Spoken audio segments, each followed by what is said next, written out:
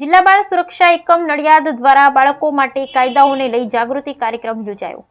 જિલ્લા બાળ સુરક્ષા એકમ નડિયાદ દ્વારા ભારતીય વિદ્યા મંદિર ભવન સ્કૂલ નરસડા ચોકડી નડિયાદ ખાતે બાળકો માટેના કાયદાઓને લઈ જાગૃતિ કાર્યક્રમ યોજાયો, જેમાં 4 સેશન્સમાં 1000 જેટલા બાળકો અને 20 જેટલા શિક્ષકોને જાતીય ગુનાઓ સામે બાળકોને રક્ષણ આપતો અધિનિયમ 2012 NPCR ન્યૂ દિલ્હી અંગે વિડીયોના માધ્યમથી જાણકારી અપાઈ। સાથે જ બાળ લગ્ન પ્રતિબંધક અધિનિયમ તથા બાળ અધિકારો અને બાળ સુરક્ષા સંબંધિત વિવિધ યોજનાઓ અંગે માહિતી આપવામાં આવી હતી।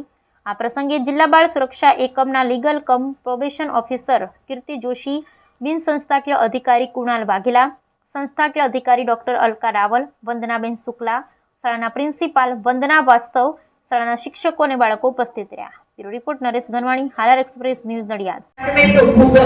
ऑफिस एक ऑफिसर बराबर ए ऑफिस ની જવાબદારી હોય કે એ કાયદાઓ પબ્લિક સુધી પહોંચે, સમાજ સુધી પહોંચે, જેને લાગુ પડતા હોય એના સુધી પહોંચે।